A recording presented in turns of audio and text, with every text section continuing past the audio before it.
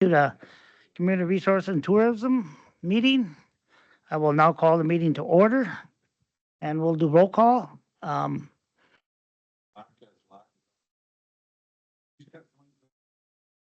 Okay.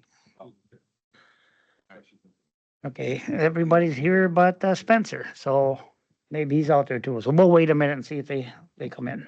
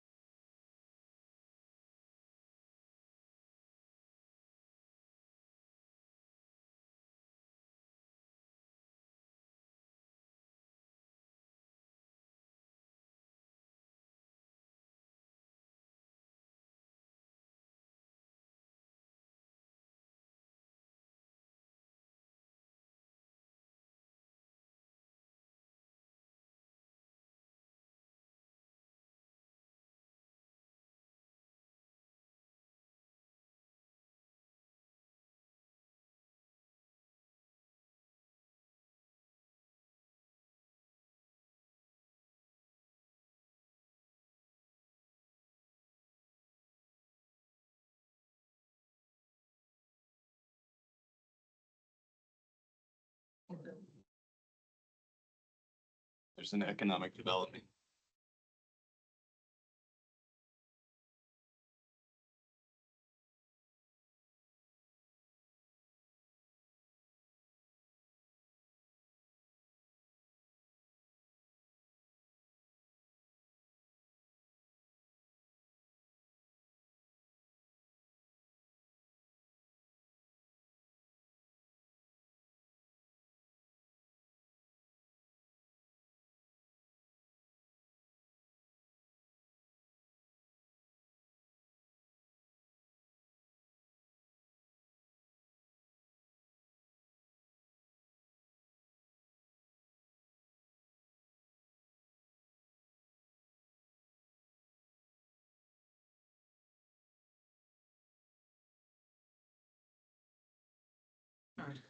First one that's been missed like that. Yeah, We've had some county board meetings where we had people locked up. yeah. Okay, we're gonna get our meeting on the way here. We roll call, everybody is here, so we'll move on to approval of the minutes. Everybody got a chance to read them over? Okay, Spencer, um, Monica seconds, all in favor? Motion carries. Any public comments? Melissa? None? I see none, so we'll move on to staff reports and we'll move on with Chris, Area Extension Director. Yeah. Gonna move Hey. along here, yeah. Better be ready. Yeah, good afternoon, everyone. Couple of items, personnel related. First would like to share the news that Melissa has resigned her position. Her last day will be October 9th. And but she is staying with an extension and has had a really exciting opportunity. And I'm going to let Melissa talk to y'all about what that is. So I have accepted a position in Superior, Wisconsin with the Natural Resources Institute as the climate resilience specialist for that area. I will be working at the Lake Superior Research Reserve, based on Barker's Island, actually. And I am so excited for the programming that I will get to help support and actually do and work with all the community members and volunteers with the Friends of the Reserve. And I'm really sad to be leaving y'all because this has been a wonderful experience for me, but also very excited about this opportunity. So thank you for everything. I'll make a comment there. You're gonna be well missed here, I think, so. Yep, Absolutely. good Yeah. luck.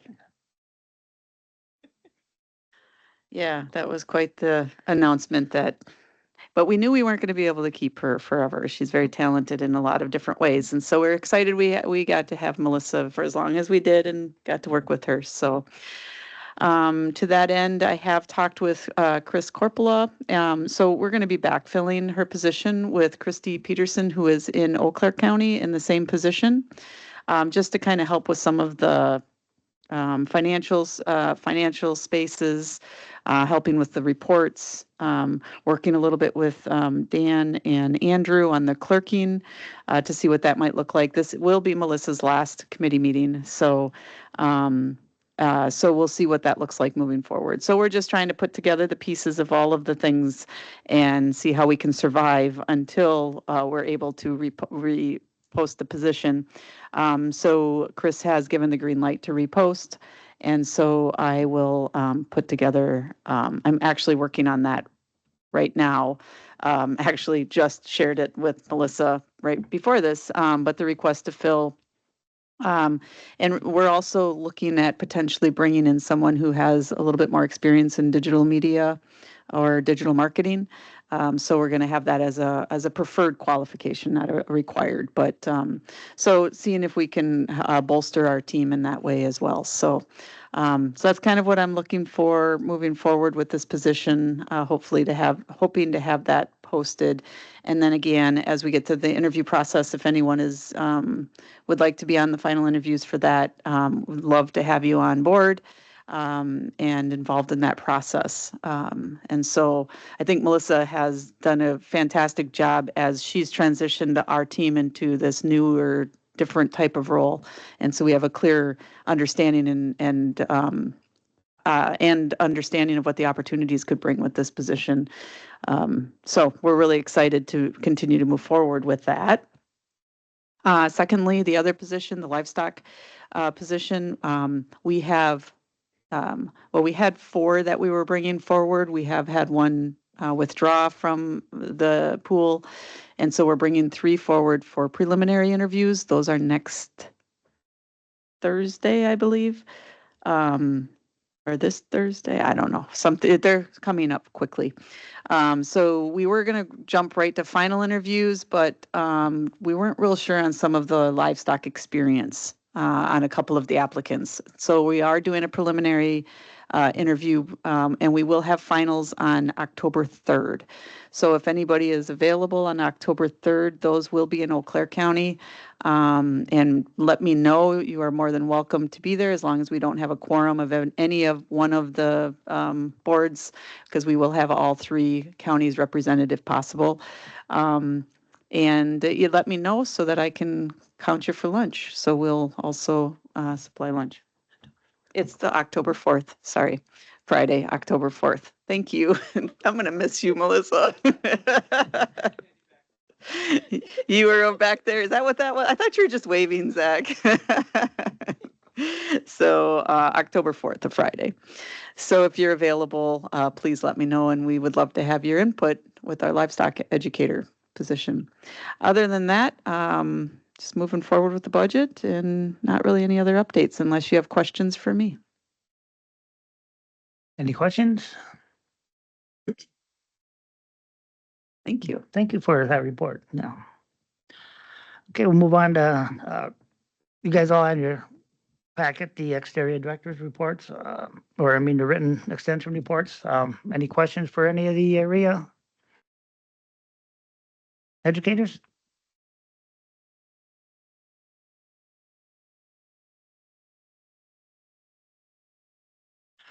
Larry Bjork. Jerry's online? Dr. Clark? Yep. There he I'm is. here, I'm here, Larry. Well, just so you know, I listened to you this morning at 5:45, and at 9 o'clock, I called the neighbor about chopping corn. Okay, good. So, Yeah. We discussed the things you talked about on the radio, and we're going to be raring to go next Thursday. Well, that's good. Yeah, it's going to change fast, I think, the way the weather is. You bet. Thanks for the information. Yep, you're welcome. Glad you're listening. Any other questions? Any further discussion on anything? Okay, we'll move on.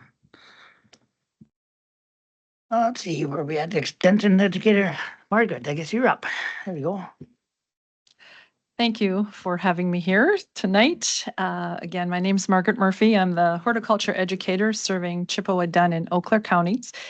I'm going to do a brief horticulture program update. And just as a reminder, the work I do, I provide, the focus I do is really I'm providing outreach and education on environmentally sound practices. And I do that directly with the public as well as through a lot of different partners, local partners. And I was looking at my calendar for the year, and I have found that I did roughly over 40 different outreach events. And those could have been presentations, workshops, classes, programs, as well as attending events like Farm Technology Days, the fairs, things like that. And a lot of the programming I do, especially in the spring, it's based really on two things. It's from community requests for certain types of programs, as well as some of the focus that our program has. So just to kind of go over what I've been doing, one of the areas our program focus, both statewide and locally, that we focus on is wellness, the wellness benefits that we gain through working with plants. So I do some outreach on addressing mental and physical wellness through looking through an environmental as well as a therapeutic horticulture lens. One of the programs I've been doing now for 2 years is with the ADRC Dementia Care Program in Eau Claire, working with their program specialist and working with people who are in the beginning stages of dementia along with their care partners. And we provide a nature-based or plant-based activity every month for them. And we try to make it a hands-on focus for them. So we've been doing that for 2 years, and we hope to continue that program indefinitely. This Thursday, we'll be heading to the Trinity Equine Therapy Place, which I'm very excited. I haven't been there yet. I also do outreach, though, with other groups. For example, this is the second year that an instructor at UW Eau Claire has reached out to Extension to do a class with her honor students. She does a class called Aging with Vitality for honor students. She works with the Public Health and Environmental Studies program.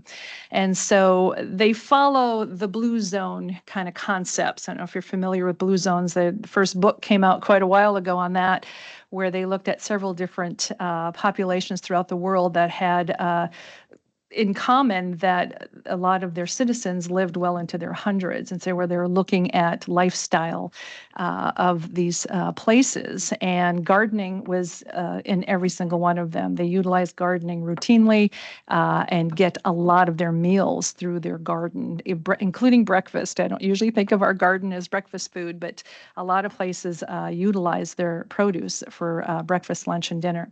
So I'm going to go and talk with them about some of the comparisons with gardening and how that helps us age with vitality. Last year, I invited a couple of folks to come and talk about their personal experiences, including Melissa, and she's going to join us again this year when we talk with the class. So that's always very exciting. I've also been invited to talk at the Family and Consumer Sciences Education and Wisconsin DPI Childcare Conference. Last year, I was invited to talk. I talked specifically about gardening with kids. This year, I'll be talking more to the adults about the benefits of working with plants, and then how to bring some of those plants into the classroom, such as through house plants and things like that, and how to incorporate them into curriculum. Because there's a lot of curriculum out there, and it's well-vetted curriculum that has a lot of great ways to incorporate plants, not only in science lessons, but also with math, art, literature, and so forth. So we'll be talking with them about that. This is my second year as well, working with Age Your Way. That's an annual event they do in Chippewa County, bring together a lot of resources for people who are, like me, getting up there in age. And then I also work with a horticulture therapeutic work group. This is a group of horticulture educators as well as outreach specialists that work with our horticulture program in Wisconsin. And we come together to share ideas and resources and experiences and how we are doing some therapeutic type work through our horticulture lens. Another area I've been focused on, of course, is addressing pollinator decline. That is also a very large focus in our horticulture program, and it's a huge interest to a lot of the public that I talk with. And of course, just talking about ways to increase pollinator habitat, and more importantly, how to adapt or adopt practices that support pollinators throughout the year. In Wisconsin, we have at least 400 wild bees that stay here, and they overwinter. So you're looking at ways to landscape that allow a lot of these pollinators to sustain themselves throughout the year in our landscapes. These types of conversations and outreach educational events also bring in questions about people who are interested in just native plants, how to incorporate more of those into their landscape, as well as how to support birds and other types of wildlife-friendly landscaping.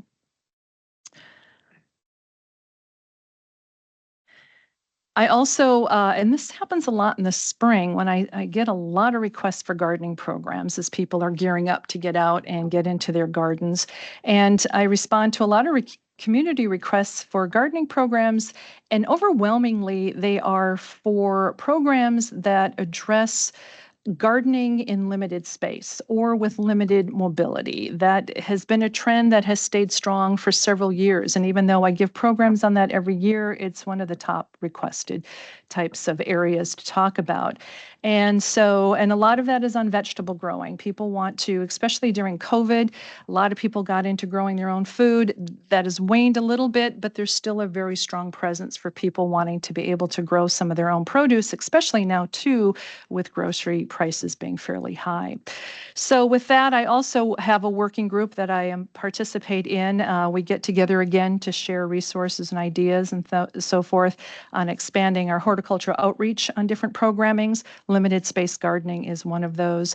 I also do work with community gardens. And actually this photograph is at the Bloomer Community Garden.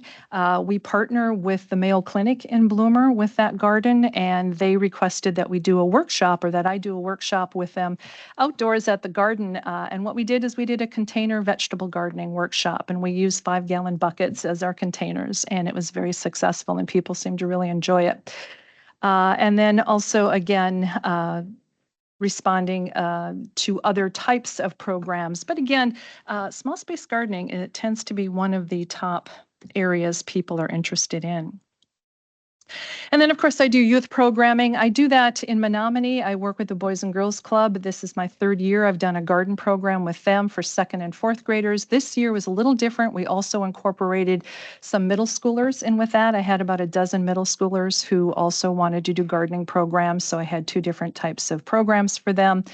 And they were wonderful. The kids are always wonderful. They're always so excited to be in the garden. A lot of times when I'm doing youth programming, I will find a way to incorporate information on pollinators. I do that not only through our gardening programs, but also through other programs. For example, at Lake Wissota State Park, we have a pollinator garden as well as a native rain garden. And so we always have programs out there for kids. They often have family day and things like that. This past summer, we did a program on having kids go through the monarch migration. They did little stations, and they had to make it from Wisconsin to Mexico without dying, and that was a lot of fun. And then also at the fair this year, I did a activity with kids on making seed balls, which are basically just mud balls that included seeds for pollinator-friendly flowers, and that was very exciting. And then coming up, some conservation days. This is something that Jerry has been involved in Chippewa County for many years, and that's a field day basically for 5th graders. So all the 5th grade all the schools that want to participate, their 5th graders come out either to Lake Wissota for the day, or some of them will go to Bernay Island. And the purpose is for them to do some activities and learn about conservation issues, and maybe some ideas for a conservation career. And so I work with a master gardener when I'm at conservation days, and we again focus on information on pollinators, native plants, and invasives. And then, of course, I do the one-to-one contact with the public through the lawn, garden, and landscape questions that come in. This time of year, we get a lot of questions on fruit as people are going out to harvest their fruit. They're noticing some things are wrong. A lot of the problems they're seeing on fruit right now, especially apples, probably was set up months ago, but they're just noticing it now. But a lot of questions on fungal diseases this year. We had a lot of rain earlier in the season. It really set up a really nice environment for a lot of fungal pathogens. Lots of questions on lilacs. This is an infected lilac leaf. I just got a call before I came down here about someone who has issues with lilacs. And so they're mostly lilacs can get several fungal pathogens on their leaves. Fortunately, they're not lethal, but they will make your plant look like it's dying. So people get very concerned about that. So talk to them about ways they can try to mitigate that. Weeds are big, and insects. I mean, with the rain, weeds took over. Heard a lot of complaints about weeds this year and about insects, and a lot of questions about Japanese beetle this year, and also the emerald ash borer earlier this year. Of course, emerald ash borer has now been confirmed in every county in Wisconsin. So, but just to finish up with talking about what's trending, again, more and more people are phoning in, walking in, talking to me about their concerns about pollinator decline as well as bird decline. So, lots of requests for guidance on how to do more sustainable landscaping, how to incorporate plants that will help support our wildlife. And then also, mental health is always on everybody's radar, and so always opportunity to expand awareness on gardening practices that help improve people's moods, get them out for physical activity, and also encourage that really positive social socialization, which again is one of the strong points that we do with dementia folks as well. Now, the garden media group, they put out a trends report every year. They put their 2025 report out already. It's fabulous. I always enjoy reading through it. There's a lot of organizations that'll put out trends report, but this is one I really enjoy. And one of the trends, and they've been very good at really nailing the trends that are happening in the gardening and horticulture realm. And one this year is reclaiming urban space to integrate more natural elements. People are becoming more and more concerned and interested in putting more green space into where they live, which is both good for nature, but it's also very good for humans. And just to leave you with one last thought, their color of the year is teal. So look for teal in your garden areas. They will have maybe not teal colored plants, but they'll have teal colored planting materials or lawn care furniture, things like that, or lawn furniture, things like that. They tend to nail that color pretty easily. So that's what I have. If you have any questions, I'll be happy to try to answer them for you. Supervisor Bjork. Margaret, I've been writing down here like crazy for you. First one I wrote down was mental health wellness.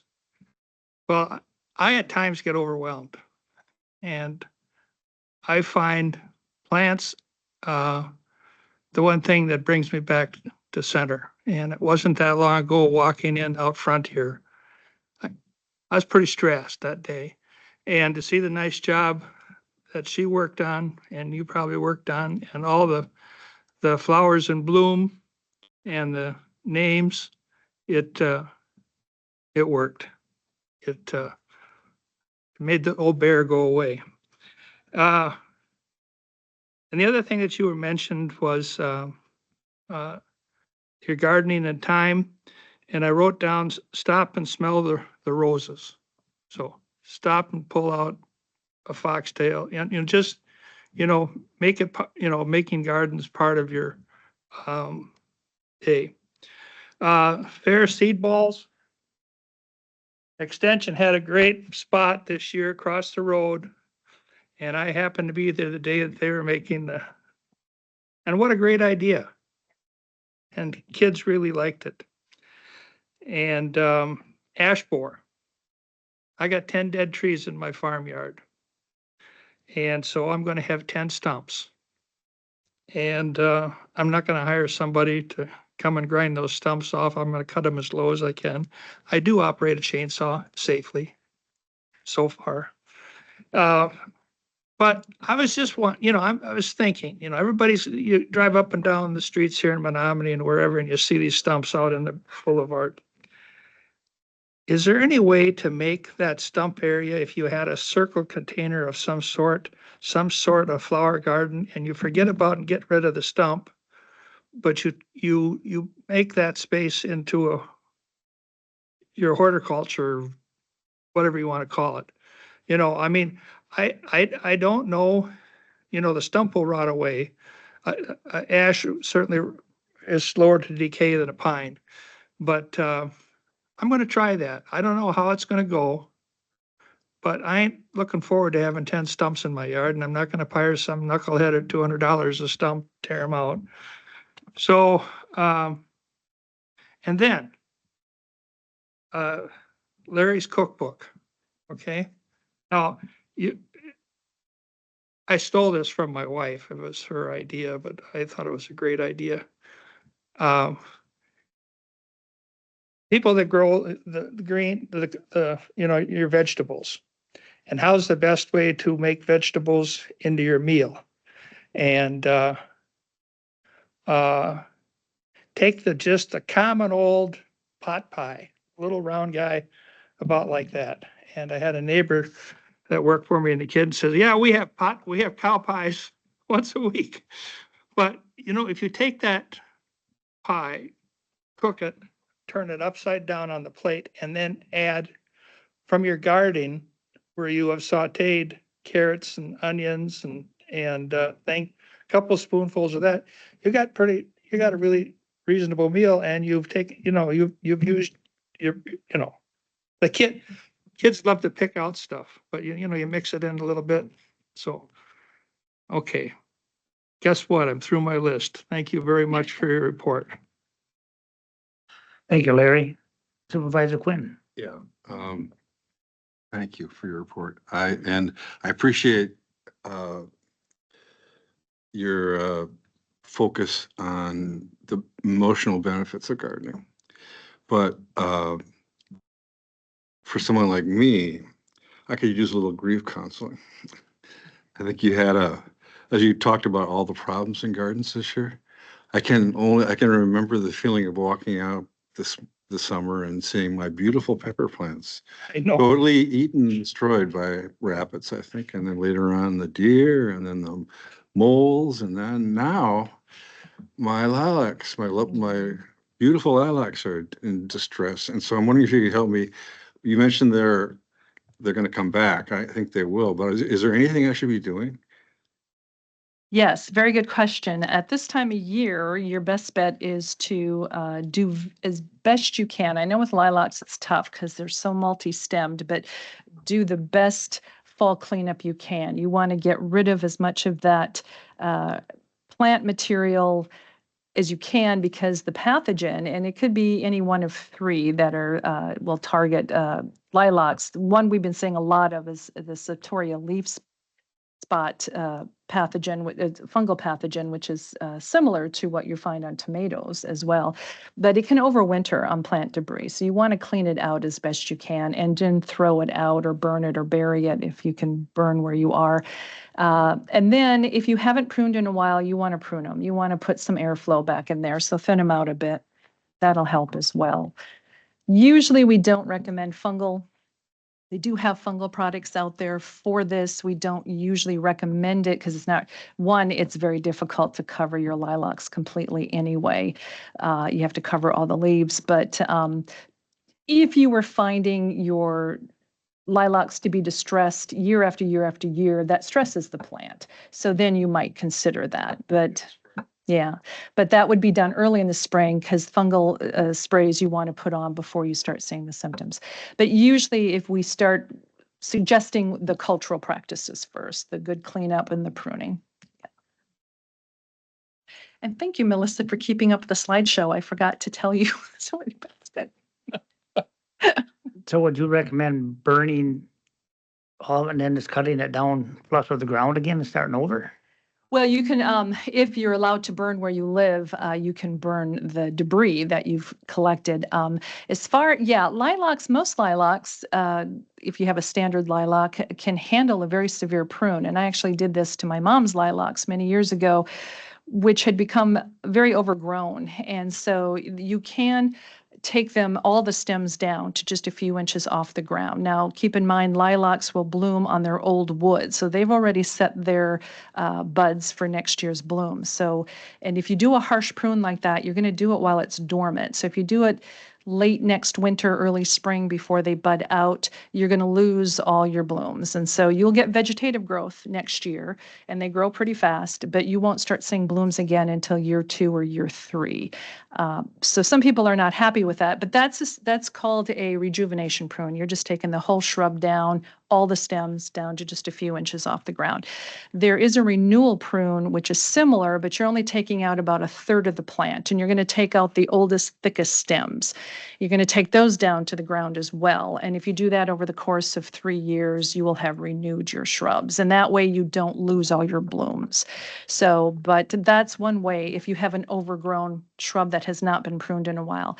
If it's in good shape, it has a lot of air, then we recommend after they bloom, it's a spring bloomer, so after they bloom, if you just want to do a few heading cuts to thin it a bit, that's the time to do that. But if you're going to do a more severe prune, taking stems down, then you want to do it while it's dormant. Thank you. Any further questions? Larry, you still got your mic on? You need something? Oh, there you go. Okay. Okay, thank you. A very good report. Very interesting, actually. Okay. Economic development and update. That's Dan, I guess. Um, as I mentioned earlier, so Dunn County Economic Development is meeting upstairs right now. So that's how you got in the front door because they had to open that up there. They're going over that. We had a meeting earlier this week with the kind of the board that oversees the new economic development coordinator, working on setting his budget for the rest of 2024 and coming up with a work plan for 2025. So sat down and they're working on some metrics to track progress on a work plan for 2025, identifying what it is that he will be doing, and then actually quantifying how much. So some of the areas that I guess I should start with. The overall consensus is that Adam, who you met last month, is going to be spending a lot of the time right now and through the rest of the year really just building his network and meeting with all sorts of different people throughout the county and region and everywhere. Because a lot of that is just a matter of having your name out there. So when something comes up, somebody knows who to contact. So a lot of focus right now on just meeting people and building that network. There was kind of 5 areas that are going to be the main portion of his work plan going forward. First one being business retention and expansion. And so just making sure that going out there and visiting with existing businesses, understanding how it's going and what their plans are. It's again, kind of fits into that same mold of building the network and letting them know that he's out there. And so set a number on the number of visits that he would do in that year. And there's also going to be a specific focus on making sure that those meetings happen outside of Menominee proper as well, so that we are meeting with businesses in the towns and villages throughout the county who've been determined to have been. I don't think it's a surprise to anybody, but not as cared for as the businesses in Menominee who do have connections through whether it be the chamber or other areas that they're staying in more touch. So I think that's a good thing from the Dunn County standpoint is that outreach. Small business and entrepreneurship is the other area that he's going to be working on and spending time with, which is quite frankly where a lot of his background as he came in. That was kind of one of his strengths. And then business attraction, and that comes down to the RFI, RFP responses. So that's really as people are looking to bring businesses in here, what is it that we can provide? So he'll be doing a lot of work on gathering the data to be able to respond to those. And once again, that comes down to identifying the municipalities within Dunn County and what their capacity is to be able to handle businesses that may want to move in.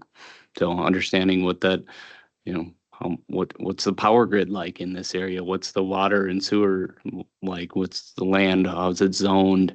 Where are those options? So he's going to be building a lot of that information so that they can respond to those quickly and effectively. Housing was the next area that he'll be looking at, because that is one of those areas as they go through, people put it out there and you put that RFI out there, they want to know where their people are going to live. And that's obviously has been talked about multiple times. One of the issues that we have in this county is the lack of places to live, and nationwide, but something that he'll be working on over the next year. And then the last one is really just some time on the operations. It's they're putting together a new structure for how this is going to be done, and there is just some day-to-day busy work that has to be done in order to run a business. So those are kind of the 5 areas that he'll be focusing on in a work plan over the next year. And like I said, we just kind of met, drew out some ideas, and they're building that plan. And once that's set, we'll get that out and share it with you. But progress is being made. Haven't been able to say for, I think, a couple of years. Just a question quick here. We had an ice cream store in Rock Falls. I don't know if anybody's been through and been there for ice cream, but they had sold it to the candy store, which is over by you. That candy store in Menominee is going to move down there and open another store. So would they be good to help get them rolling that way and be out there in the country like that? It's be totally different than being in city of Menominee. It's just, Yeah. I would say yes. I mean, that's getting that name out there. Is I think any sort of growth change like that is something that we're looking at. If you're looking at a business that's growing, how can they do that? And there may be funding available to assist them through some of those processes. So they should contact him, and I don't know his email address off the top of my head, but he does have a business card, but I don't have it on me. But I can get you that info. Adam Akala. So, and it's yeah. But Supervisor Bjork. Yeah, thank you, Mr. Chairman. Dan, say,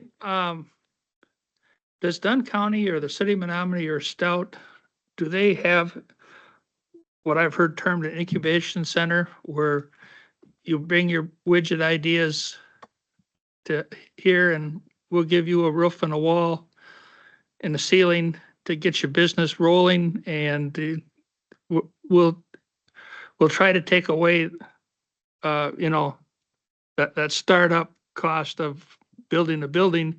You build your business in our facility. Do we have that or have had it? I don't know if it fits that full scope of, don't quote me on any of this, right? That full scope of the incubation center, but Stout does have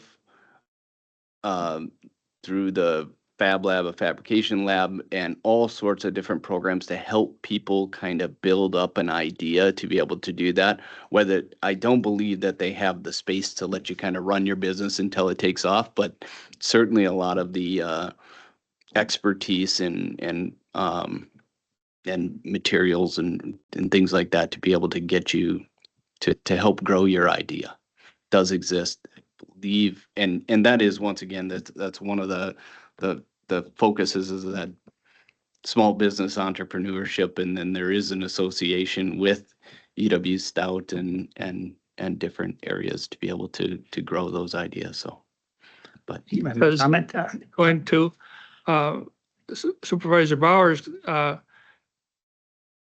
idea was, I mean, if there wouldn't have been a building there where the other store would have been, the ice cream place probably isn't going to go down there and build a building and put in the stuff, but they can take their ideas and their products into something that's there.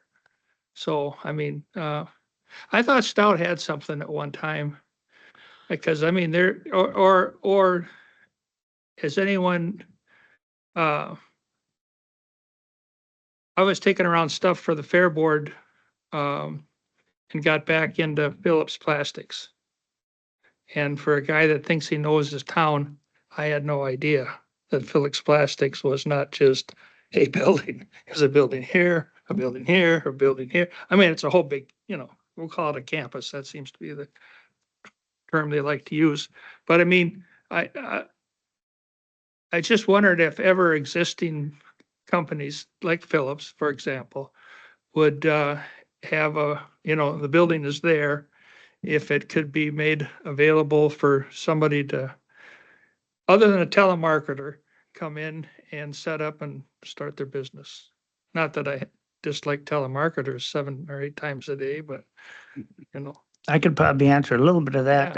At the Chippewa Valley Technical College, when I was at the machine tool program, when I was working there, we had 2 of them come in there and rent building. They rented the building until they got the machine shop going. They moved out, another one moved in and started up. And I think the tech college does have that if they check in. But I don't know about Menominee, but Eau Claire did. yeah, did that. well, anything you'd help somebody with, with that burning great idea that's in your head and you just need a place to do it. Yep. Can we help them? there is a space in Menominee that is being opened up privately, but it's also through the WISIS, which is a UW system, kind of semi-affiliated organization that is going to be it's an office space that'll be in Menominee. So as a small business comes up, to be able to utilize that space. Yeah, at the tech college, they also use their professional people that were there to help them. You need to do this, you need to do that, and that worked out really well for them guys. So I think good question. Okay, Dan, you're in Dunn County Communications. Yeah, so not too much been going on from the communications standpoint. We put out I don't remember when the meetings were. We put out a press release about the partnership between Dunn County and Pepin County and Landmark Conservancy around that trail that really got a lot of media attention immediately. It's kind of fun as in my inbox. I see when this thing goes out, and then all of a sudden the phone lights up with all of these news stories coming in there. It's kind of amazing how quickly some of these things can get picked up, and what gets picked up and what doesn't. So, but I said that's been about what's been going on. I would say most of our time is spent on budget now. So, well, so we haven't really sent too much out since. Any questions on Dan's communications? Yeah, I saw a nice story in the Dunn County News about the trails. So that must have been because of the press release. Yep. So awesome. Good. Any further questions? Okay, item C, broadband discussion. Yep. So we met last week as broadband task force met, moving forward with identifying some criteria to be able to evaluate providers that are looking for county endorsement for BEAD projects. You will, if you've, I assume everybody's already read all their county board material for tomorrow. It's only like 900 pages. But the the BEAD is going to work in a way, and I think I explained this before, they're going to develop what they call project units, which are, they're taking these areas that are lacking right now, and the Public Service Commission is going to essentially circle a bunch of them and say, this is a project unit. And then providers will be able to bid on those project units. So in previous grant rounds, the providers came in and said, hey, I want to put broadband right here, and this is going to be 400 houses. I need this much money. Are you able to do that? So this is kind of flipping that a little bit and saying, these are the areas that we will let people bid on. So from the broadband and from the Dunn County standpoint, we get to provide an endorsement to one or all of the people that apply to each one of those project units. So it makes sense for us to not endorse more than one.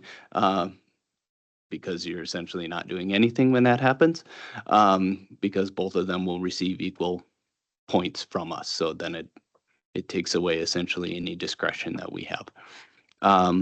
So anyway, we are looking to develop some criteria that we will be looking at as a committee as we have providers tell us why we should endorse them in this project unit as opposed to someone else in that project unit.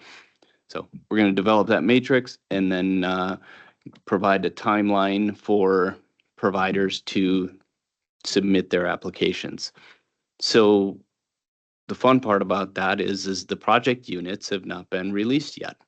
And they won't be released until the NTIA, which is the National Telecommunications and Information Agency, I believe, which is a federal government agency, approves the state of Wisconsin's challenges. So we went through a challenge process prior to this in BEAD, and so Wisconsin is done with that. They now submit it to the federal government to say, yes, good job.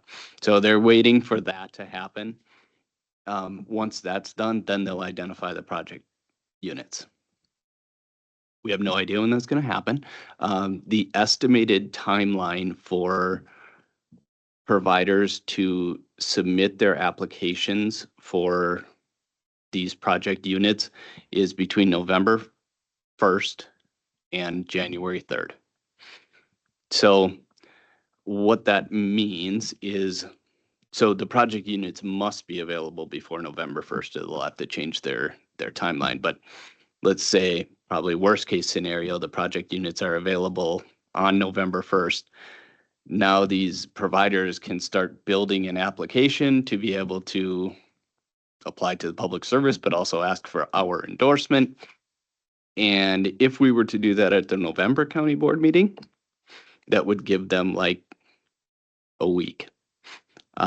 So that being said, there will be a petition at the county board meeting tomorrow to hold a December county board meeting to endorse these projects as they come in, and that will be for December 18th.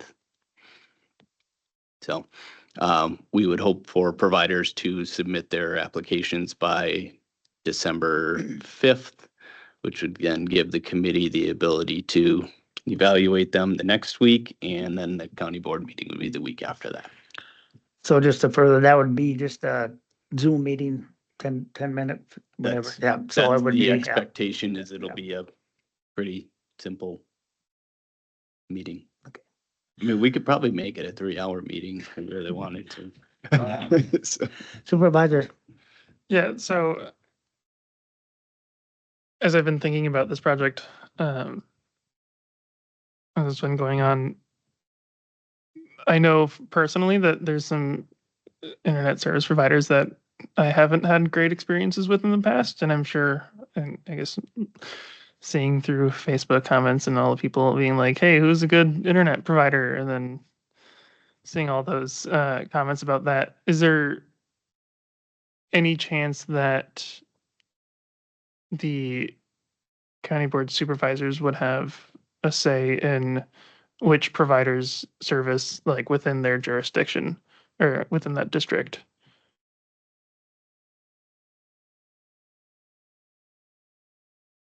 So the plan is that the task force, which two of members of this committee are on that task force, would be the ones evaluating based on criteria. There is another criteria at the local level, another 5 points for their engagement with local government. So essentially the local towns and items like that. The task force, one of the criteria I think that we were looking at is like evaluating how the towns felt about about the providers that are in those areas. I think you want to be careful about anecdotal evidence Right, of, yeah. of service, but those are some of the items, and actually there's some requirements around service and cost and things like that for them to even apply. Okay. Yeah, because I was thinking, especially if like if that was a possibility, it wouldn't be too far from me wanting to reach out to my constituents to be like, hey, who do you like? These are people that we're considering. Who would you like best, so that their service choices are best represented? Yeah. But And I mean, these areas that we're talking about are, well, they're not in your district. So, but they are, going to be pretty rural. I mean, and so you pretty much, for the most part, it's going to be between two providers. And I think for the most part, we know who they're going to be. And if all goes well, we only get one person, one company providing for or going for each of those, which could happen, but need to kind of keep the door open. Supervisor Quinn. Just a quick question, but I think some of the frustration with the whole broadband infrastructure build out has been that, and maybe I don't understand this correctly, but a number of years ago, before this whole new process started, there were, I forget what they called it. There were a series of grants that were given out at the federal level. And most of those grants were, it's a pretty haphazard process, it seems like, as companies would say, we can serve this area, we can serve this whole area. They obviously couldn't, had no intention of doing it, but now they also had that locked up. And local companies or whatever couldn't get access to the funds that are now. So that got swept away. And this new process came in, which is much more thoughtful and has much more engagement from local stakeholders. And it should relieve that frustration. Yeah, those, I mean, that the original one, the worst one, which I think I've shared in the past, was actually quite beneficial to Dunn County. It was the RDOF, which is regional or rural. I'm not even going to try the acronym, RDOF. But that was an area where the FCC, similar to the BEAD process where they do that, the FCC drew circles of where people could apply for things, and there was, to your point, like no logic to how they did that, and you didn't see small local providers bidding in that. It was all large corporations. And what happened in Dunn County, and there was two companies that were awarded those areas that did not meet the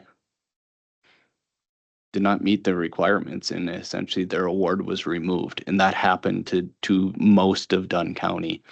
Was a part of one of the companies that wasn't able to fulfill their job. So that opened up that area, because the rest of these grants, you cannot apply for the grant if there is already federal funding in that area. So when they removed that awarding, it opened up all of Dunn County to be eligible for these grants. And that actually held back a lot of other areas that had providers that weren't doing their job and they couldn't get grants.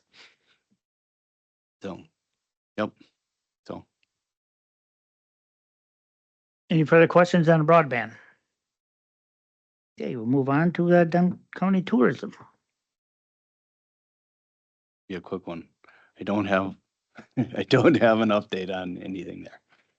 So, yeah.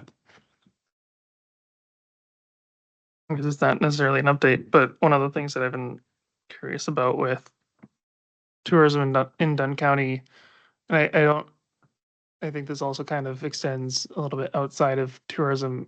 But I know that there's, as far as in the city, talk about reducing subsidy funding to local nonprofits in the city.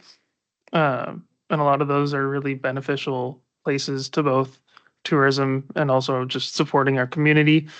And I was wondering, I've been thinking about it since the meeting last night about if there's any way that we could, if that cut of subsidy happens where it's not sufficient for those nonprofits to function as they would have otherwise, if that would be something that the county could help with. I'm not sure how I don't know, the county would, I know we ain't got the money to do it, I know that, but that's just. That's, We used to do that to nonprofits in the county, and this committee decided that the groups would come before us and they tell us what their needs were and explain their mission, and then the committee would allocate funds out of our budget towards them. And it just got to be, it got to be kind of a, first of all, the county didn't have the money. And then secondly, the process just wasn't very, very thoughtful. And none of us really were able to make a clear judgment about why that nonprofit and not that nonprofit. Otherwise, just give everybody a little bit. It just seemed like the best thing to do is focus on county business, and so that's how it got kind of left behind.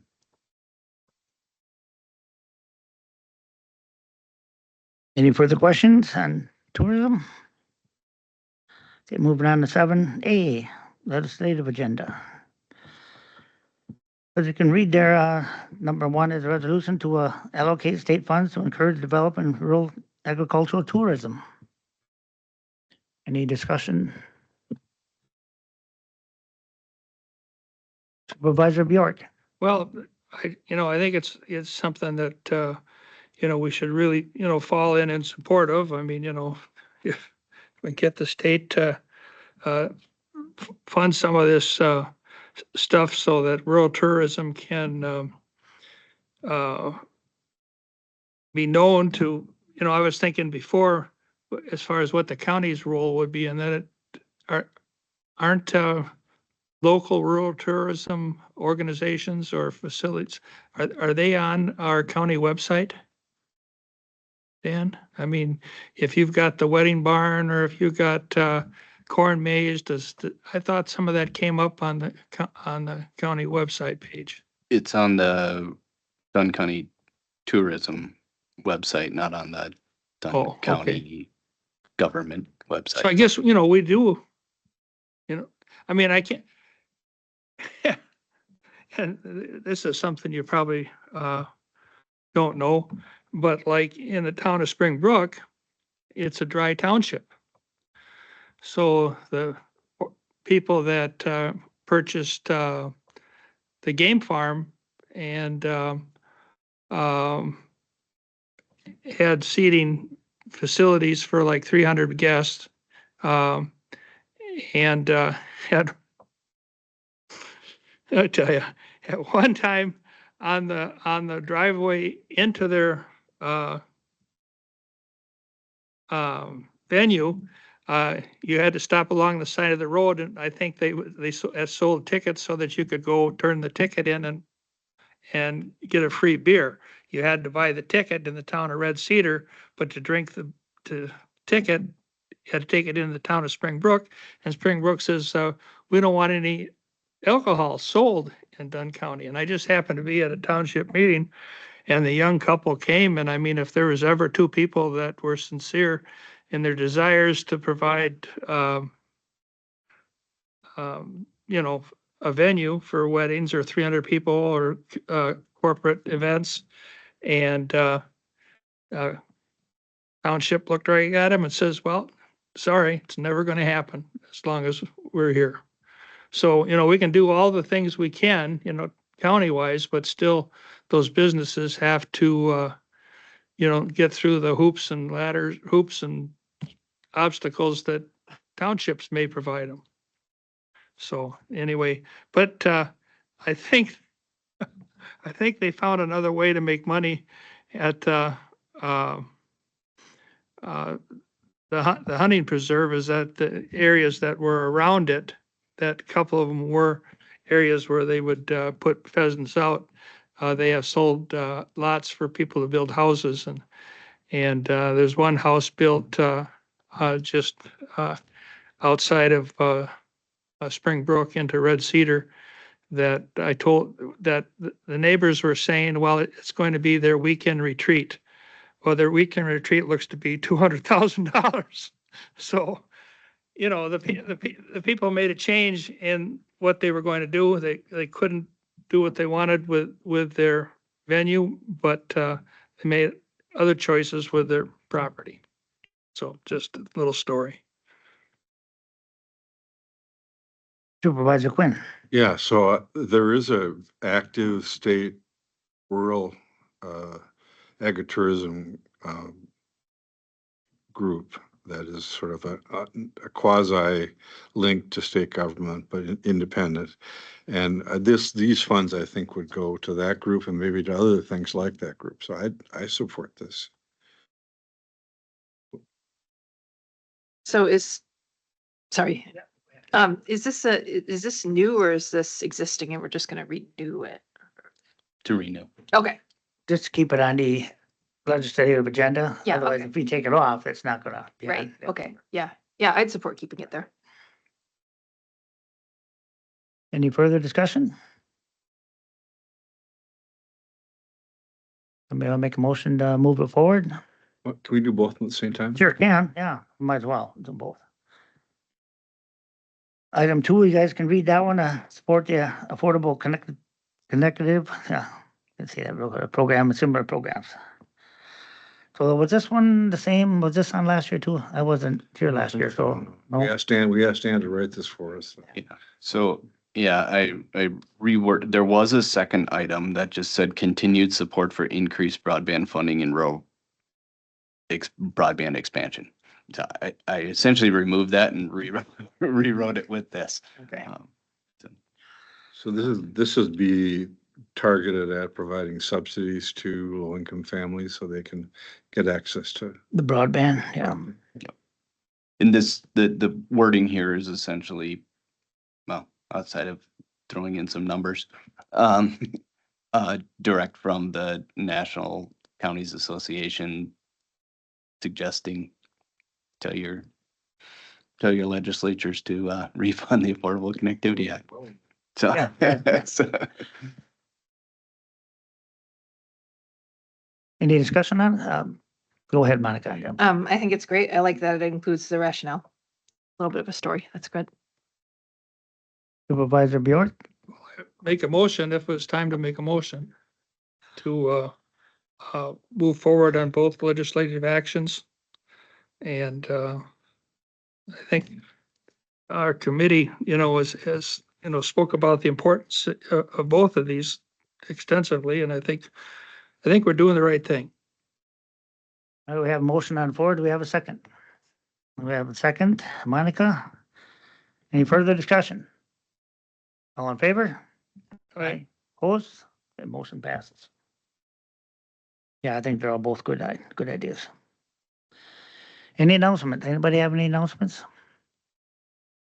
No. Next meeting date, okay? You guys okay with the time? You doing okay on that? Okay. Okay, next Tuesday, not next Tuesday, next October, Tuesday, October 15th. Okay, then we're adjourned.